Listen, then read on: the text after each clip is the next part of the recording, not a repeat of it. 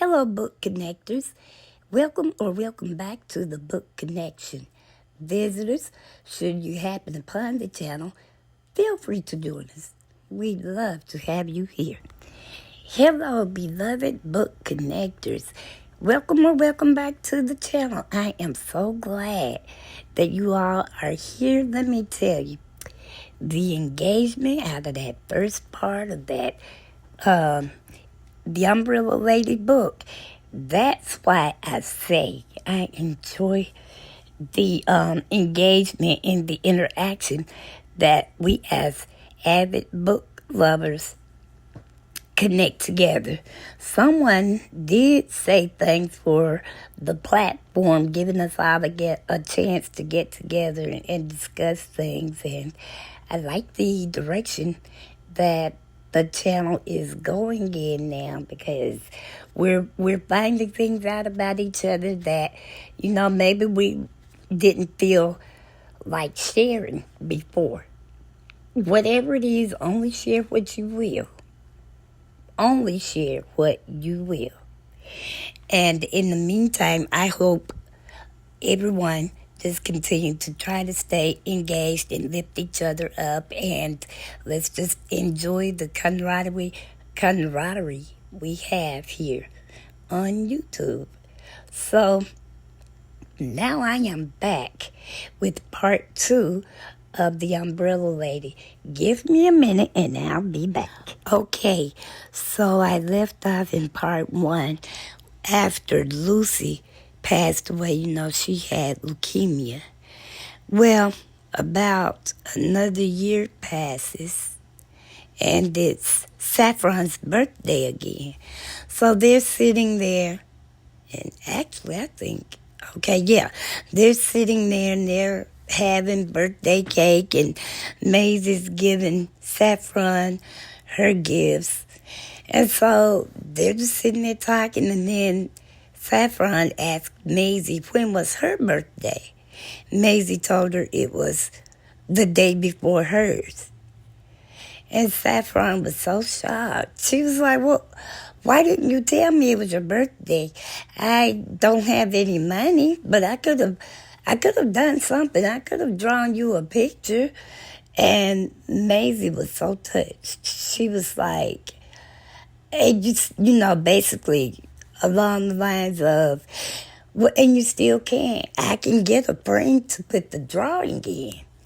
She was just so touched, because I guess if anybody had given her something, it was so long ago that she would have had, I'm talking about Maisie now, she would have had to remember. And so she was very pleased that Saffron wanted to give her something. Well, a few days later, she did go in. Saffron went and asked Maisie if she thought it would be okay for her to go to town by herself. And Maisie was like, well, what's going on? And she made some excuse, but whatever the excuse she gave, Maisie says, I guess she thought better of it, and she told Saffron, well, we'll go tomorrow. And finally, Saffron was like, well, the main reason I wanted to go by myself is because I wanted to get you another gift for your birthday. And I didn't want you to go. I wanted it to be a surprise. And Maisie said, okay, but we can go. We'll still go together. Well, she gave Saffron $10. And she told Saffron, whatever it is you want to do for me, if you don't have enough money, then this $10 should help you out. So they go to town. But instead of Maisie going in the store with Saffron, she went on and chopped on her own in another store. And it makes me wonder if she felt like she knew Saffron was going to try to get something out of her price range or whatever. But she went on to a separate store, and Saffron goes in. She asks, well, she sees a store clerk, and she tells her that she was wanting to get her grandmother something for her birthday. She pulled out all of her paper money or quiet money. She pulled out her dollars and she shows the clerk. She says, "This is all I have." Then she went back in the purse and pulled out some change, and she opened her hand. Had like 2 handfuls of change. So the lady was like, "Well, do you have anything in mind?" And she said, "Well, we have purses on sale. Do you think she would like a purse?" And Saffron said, yes, she probably would like a purse. And they went, and together they picked the purse out. So the store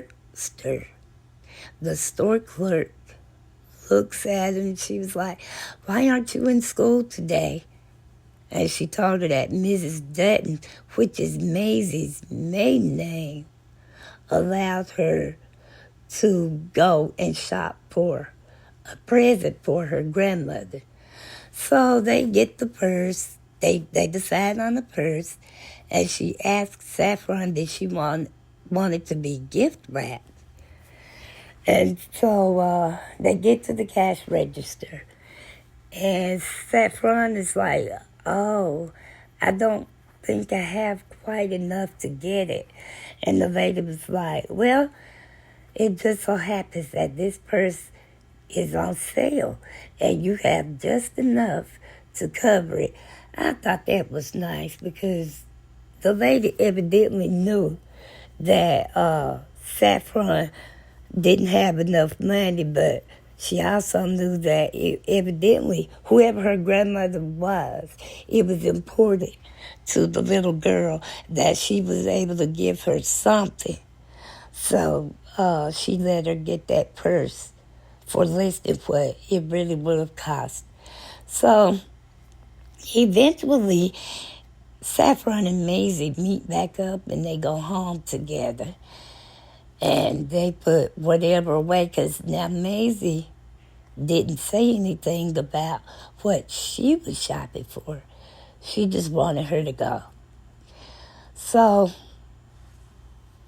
a little while later, maybe I guess it was somewhere around the time the new school year was starting to come up, and Maisie's getting older now. She's still mobile, she's still cooking, she's still running her house, but she's slowing down a lot. She's starting to take naps more frequently, and Saffron sees this, but she told Saffron that she would let her go to school. This new year coming in, the new school year comes in. So Saffron is all excited. So somewhere right about the time it was time for school to start, she goes and pulls out what she bought when she and Saffron went shopping that day, and it was a complete new wardrobe. And Saffron really loved everything that Maisie had gotten her because, I don't know, I guess now Maisie understood that today's 11-year-old was not her 11-year-old days, meaning that the clothes she chose were more befitting to a girl of Saffron's age and size and stuff. So she loved it, and she did not have to take anything back. Maisie had picked out everything just fine. So she goes to school. And these 3 girls, they acted like they wanted to be her friend. You know, she's the new girl in school. But it was just all a ruse.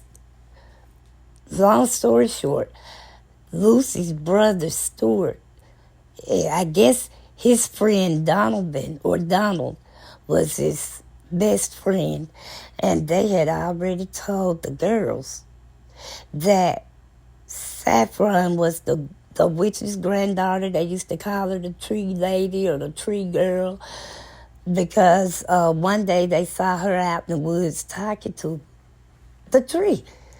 So you got to remember now, Saffron is living with an eccentric elderly lady. Before she moved in there with her, the only company Maisie had was her cat, Mr. Pebbles. And so they just used it. They knew that girl. I feel like they knew she was not the witch, or her grandmother wasn't a witch, but she was. I don't know. Like I said, she was mysterious. Let's just put it that way. But anyway, they all ganged up on her because they felt like she was the teacher's pet because she was so advanced for her age. She was supposed to be in the 8th grade. She had turned 12. But because Maisie taught her, she was on the fast track to go into like the 10th grade. I don't know if Saffron wanted to be that much ahead of her peers. But either way it goes, that's where it was. And so these girls would, one night, afternoon rather, Saffron comes home. She tells Maisie about her day. Then the phone rings. Maisie comes and tells Saffron that the phone was for her. And she was like, who is it? And Maisie told her she didn't ask. She just wanted to speak to her. So Saffron takes the call and finds out it was, let me see, these 3 girls are Trudy, Misty, and Carla. I don't know who was the ringleader between Trudy and Carla. I think it might have been Carla. Misty, she seemed like she was probably more passive. She was just kind of hanging on just because she could be. And anyway, Trudy calls Saffron and tells her that Stuart's friend Donald had been in a bad car accident. And she says, and did you put a curse on him? Basically is what Trudy asked. And she was like, don't be silly. I didn't put a curse on him because Donald had been messing with Saffron at school one day, and so she just started giving it back to him. And when she got ready to walk out, she did something with her hand. Motion made some move with her hand up in the air, some gesture. And so they all took it that's what she was doing. She was putting a spell on him. So when she finds out that he's in the hospital, they were like, well, did you? And she was like, no, I can't put a spell on anybody. I did not do that. And they said, well, we're all at somebody's house. And so Saffron didn't go over. But that next day, Donald was still pretty bad off. They were praying, hoping that he would make it. And you know what? I don't think we ever heard anything else from him. I don't know if he died or if he came back. They just kind of left that hanging. Well, when all of the commotion happened at school, they were just she felt they were ganging up on her. And she breaks down, and eventually she tells Maisie about it. Maisie is like, that's why I wanted you to stay homeschooled. Kids are mean. People are mean. And so I'll go with you to school tomorrow. Oh, my gosh. Saffron was not having it. No. You can't do that. I'll have to handle it on my own. And Maisie thought about it and she was like, well, yeah, now you're probably right because if I go, you're going to, they will taunt you even more.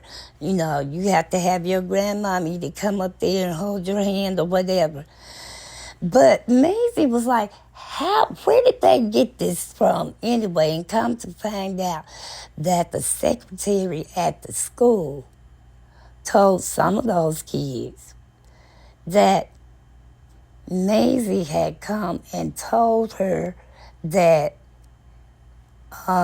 Saffron ended up coming to stay with her because her mother passed away in a house fire, and her dad never came back for her.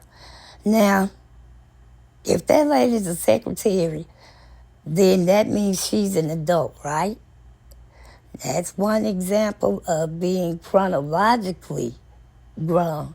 But she shouldn't have been gossiping with those kids about anything of that nature because they didn't do nothing but run back and do what kids do, which is run around and try to mess with her and tease her and stuff. But anyway, she told Saffron, if you want to go to school tomorrow, you can. I'm not gonna go there. She said, but if you don't, you know the lesson plans. You just go up there in the bedroom. So Saffron chose to go back to school the next day. And there was some, I guess today we would call it bullying. But she took it.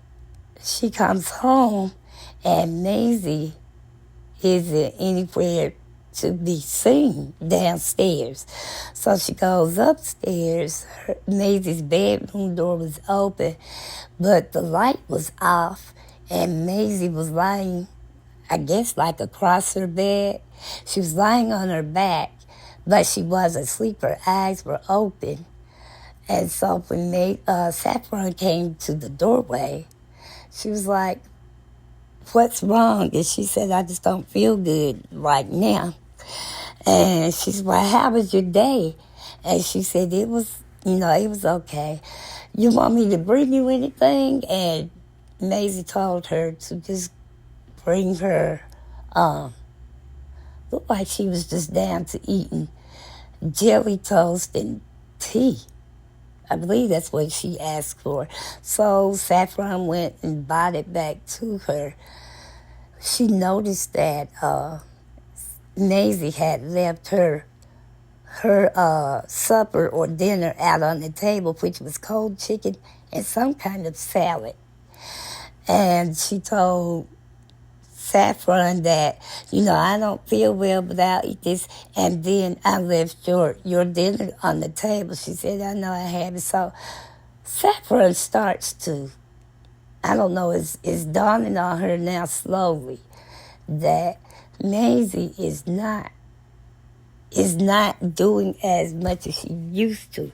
And what she does do is taking more of an effort out of her to do it. So she went on and ate, and she went on to school. Now, I don't think there was ever a problem again with her and those kids, but another day, Saffron comes home from school, and she goes upstairs. Maisie's on the bed again.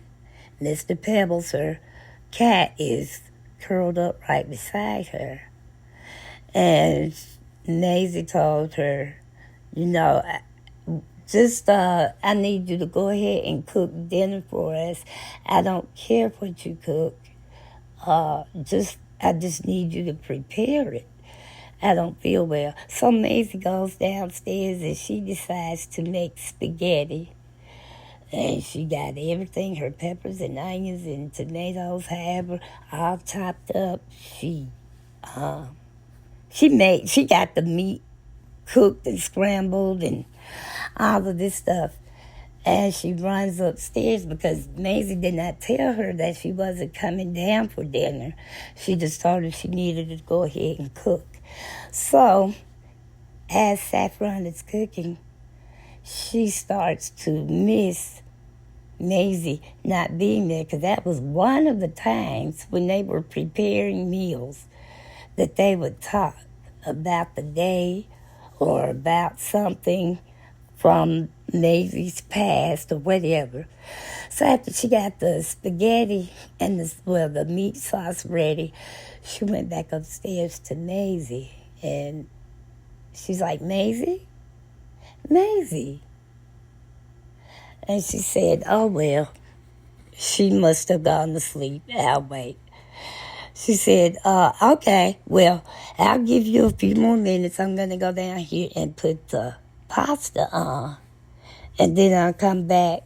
Well, she did that, but when she came back, she knew that Maisie was dead. And she died with her eyes wide open. Mr. Pebbles was there by her side. And Saffron, over the years, had developed, I guess we could say, some kind of a thick skin, because she didn't cry a lot. I guess because all she had been through, which led up to where they are now, with losing her mother, her daddy abandoning her, kids at school teasing her. She's lost Lucy, so she's kind of numb to the sadness. That's just all that she seems to know. So she went on back downstairs, and she sits down and she starts to eat the spaghetti. She ate it, and she nodded, and she said to herself, this is good. I did it just the way Maisie taught me how to do it.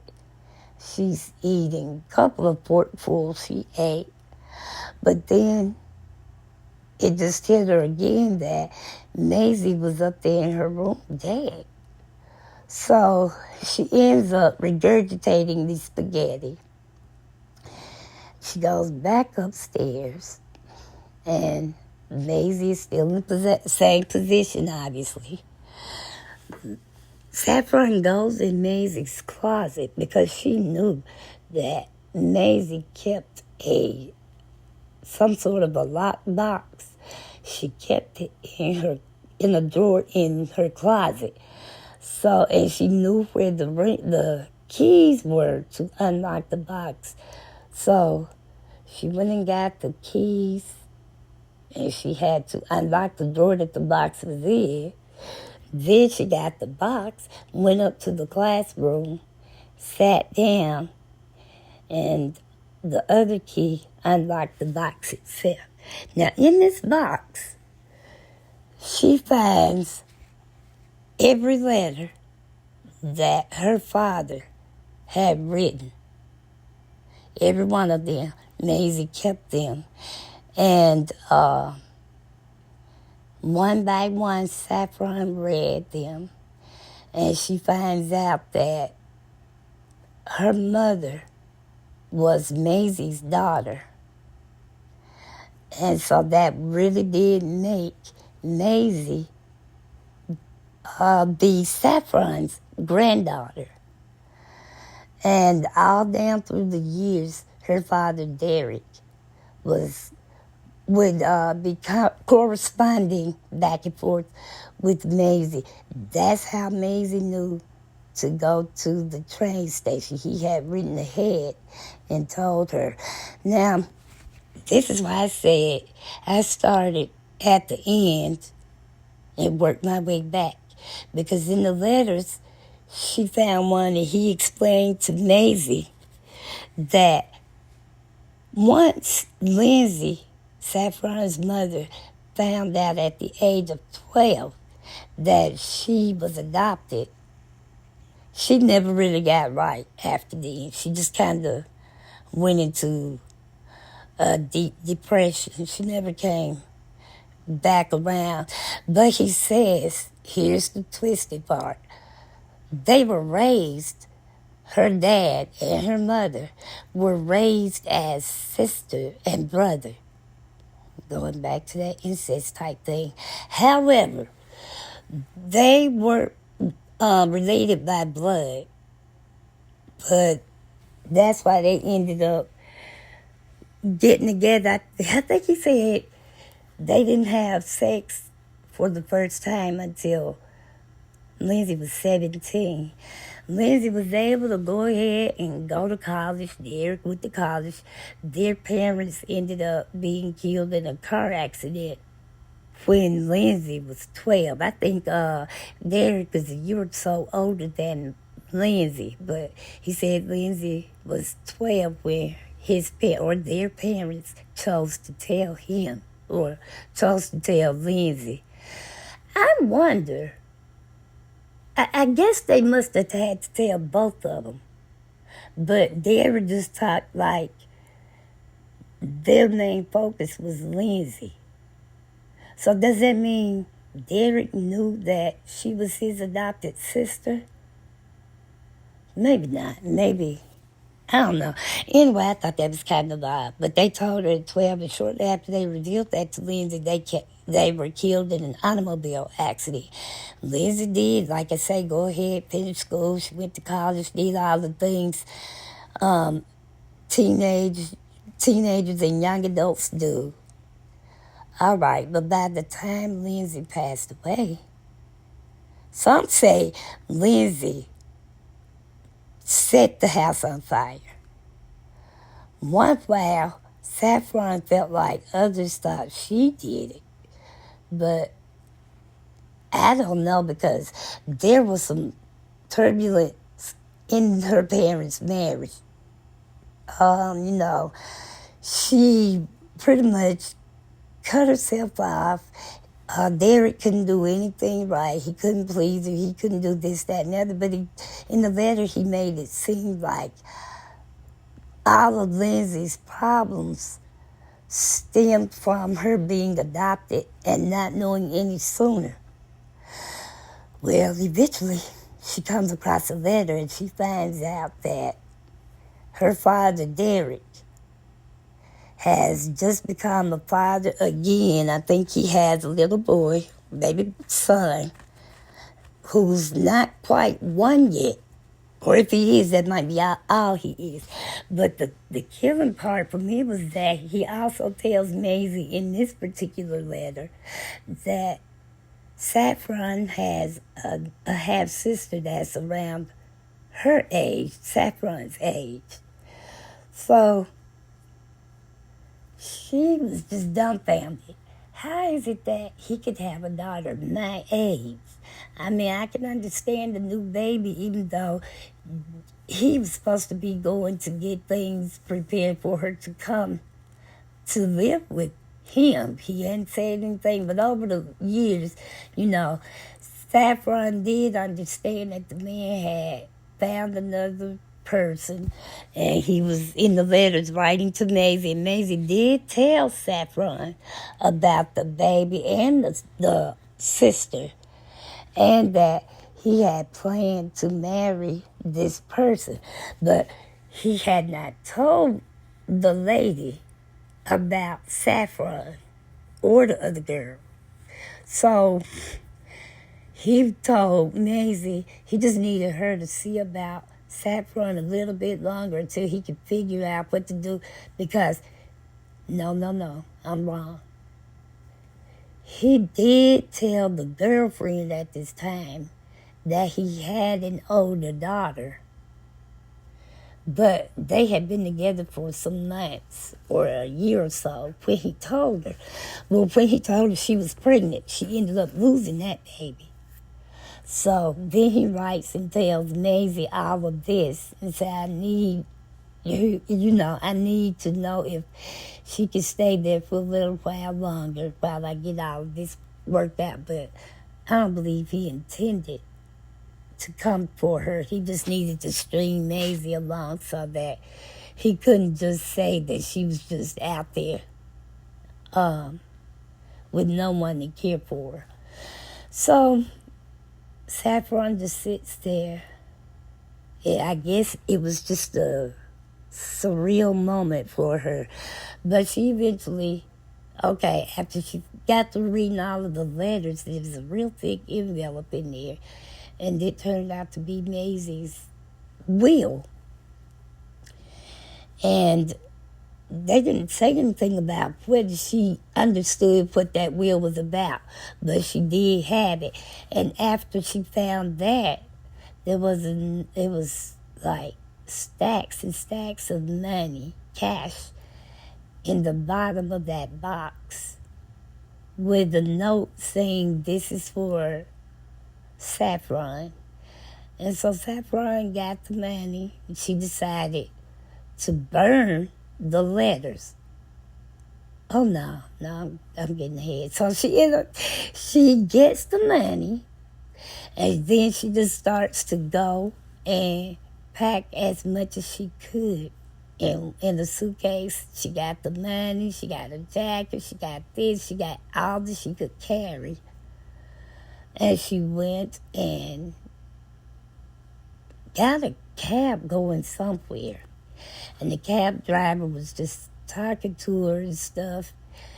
But she gets on the phone. She goes somewhere. She gets on the phone because she found the number that Maisie had. And I guess at some point she told Saffron if ever anything were to happen to her, call this lady. She'll know what to do. So she calls the lady and tells her that something was wrong with Maisie. And she didn't think she, was alive anymore. She said, but I left and I cleaned up before I left and I fed Mr. Pebbles. And so the lady went to try to ask him. So she said, thank you. And she hung up. So she goes to the train station and she leaves town. Now, this concludes the book, but like we were saying in the first half of this book, or what I posted in the video the other day, clearly there were issues. Everyone in this book had been touched by something that it just would floor anybody. I commend Saffron for being, well, first I commend her mother, Lindsay, since she insisted on homeschooling Saffron the way she did. Although she was still a child at the end of the day, she had the wherewithal to understand that sometimes she has no one but herself to depend on. And then the mom found out, I think I forgot to mention this, at some point we found out that a lot of the friction that was going on between her parents, it wasn't all because she found out she was adopted at age 12. It was because she found out that he had fathered a child right around the time that she was pregnant with Saffron. And she just never could get past that. He tried to, do whatever to help her, but he just never could break through. And so she was telling Saffron one time, when someone breaks your trust, sometimes you just never can get it back. Nothing is right with you or between you and that person again. So that was the main source of contention, was him fathering a child. How she found out, I don't know. But I think he told her. I think that's what happened. Why he told her, I don't know. But, so that was her issues. I feel like he's suspect, but I can't quite put my finger on why I feel that way. Well, one of them was the way it happened at the beginning of the book, when he runs and grabs Saffron up the night the house was on fire. And the reason I say that is because now she did say that he always left his briefcase in the entranceway down at the foot of the stairs. So when he left for work every day, he could just grab his briefcase and go on out the door. But this particular night, he just so happens to have packed Saffron's book bag and put it right there at the door. So when he grabbed his briefcase, he could grab her book bag. And I don't know where she kept it. Quite frankly, it was a new book bag. Yeah, because she was homeschooled, so it wouldn't have been a reason for her to pack books and school supplies. So he had bought her that, and that's what he put her coloring book in. And then he just mumbles and tells her, we're going to have to move away, and we're going to go get on the train. These are things that require thought and planning. Your house is burned down. Your wife has just died in that fire, and you're out here with your baby that you had with your wife, but you automatically know you're leaving. And I think I hope his story unfolds in the next book, because I feel like there's more to whatever it is that made him do what he did. Now, ultimately, I really believe, like we said in the other video, the man had issues, but so did everybody else. And at the end of the day, although it seems cold-hearted and just unthinkable, but at the end of the day, the best thing he could have ever done for Saffron was turn her over to Maisie. He did do that. And she realized while she was sitting there at the house reading those letters, she realized that Maisie, when she got over the fact that Maisie really was her grandmother, and she was like, she really did love me, and I loved her. Matter of fact, that was the last thing she told her. She went and sat on her bed with Maisie, and she had her back turned to Maisie, but she put her hand on her and was talking to her and appreciating all that she had done for her. And she said, I'm going to tell you something you never said, because Maisie was not a touchy-feely, huggy type person. She didn't really have much in the way of public display of affections. But she told Saffron told Maisie, I love you, and I now know that you love me. And that's when she left. But yeah, that's all I can think of. Maisie, yeah, maybe the rest of Maisie's story will come out. We'll find out, hopefully, in the next book, why who was Lindsay's father, and why did she have to put, what's her name, Lindsay up for adoption? And did she know the family that adopted Lindsay? Because for Derek to stay in touch, I kind of feel like maybe their families were friends at one time or whatever. But if they were friends, Derek didn't say anything about Maisie ever being around before Lindsay was adopted by his parents. But she definitely knew that Lindsay was her daughter, and just like she knew Maisie was her granddaughter. And I think it kind of got away with Maisie that every time she heard from Derek, it was always, I need you to hold on to her for a little while longer. But I don't believe Maisie, even if Derek came to get her, because let's face it, Maisie ended up raising her from age 8 to 13. So that's 5 years. And she got away with understanding a lot about Saffron, the way she lived and stuff. And I just feel like if Derek had come back for his child, especially if he had done it in the first year or so. But he didn't. And I think had he come back and took Saffron and Maisie, probably would have died sooner than she did. So up front, it seems cold-hearted, harsh, brash, whatever, the worst thing you could ever think. But at the end of the day, as it stands right now, I do feel like the best thing he could have ever done for Saffron was to hand her over to her grandmother. Well, like I said, book connectors, this wraps this book up. Now, the next book the only other book in this series, as far as I know, sometimes they'll go back and add books. I'll check to see. But there are only 2 books right now. The next book will be Out of the Rain.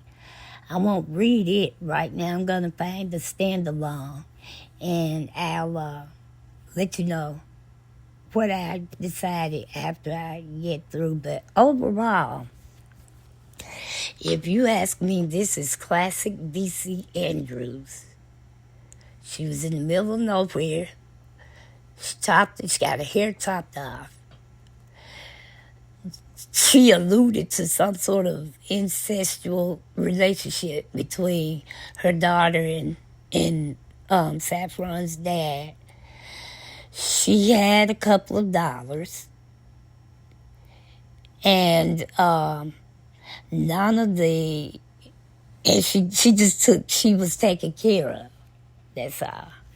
So, like I say, this was a all classic DC Andrews. There was no new plot twist or anything.